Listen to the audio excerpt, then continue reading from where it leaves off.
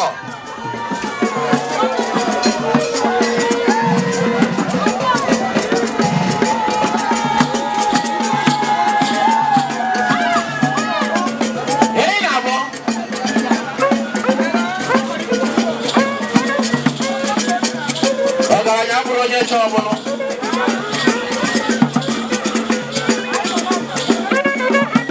Eda golo golo. Ijele kono bo konya funne ya. Eyi na agbo eti wi ijele.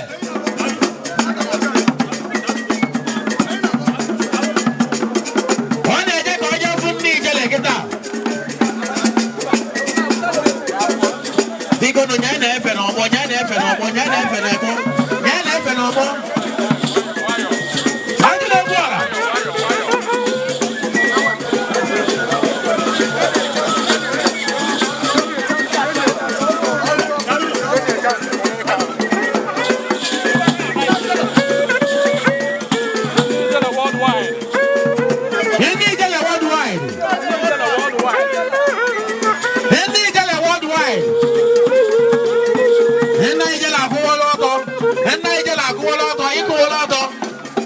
Odo le ganya bibo apa. Obro ta ki bido mebe. Odo le ganya bibo apa. Hena ijele na ki mazwa. Hena ijele na ijele kuno oboketa.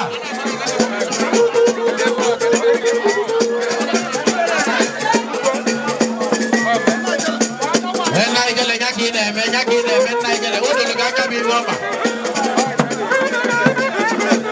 Hina mi no ibo na mo ni.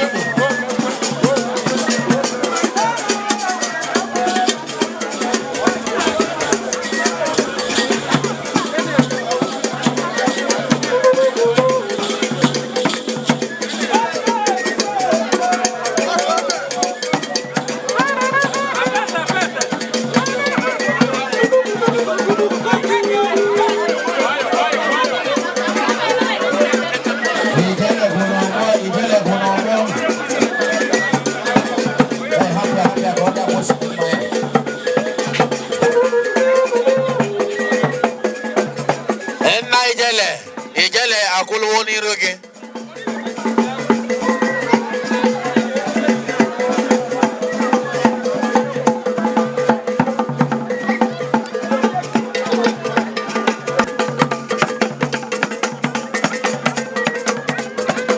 Evo badulu ganya wodene.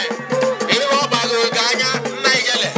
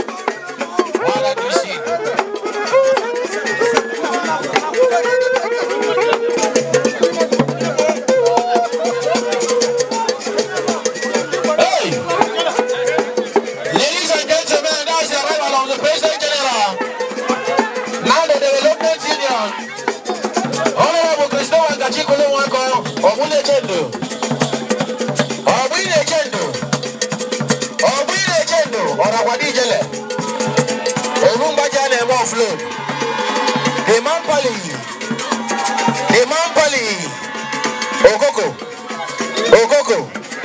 jolo.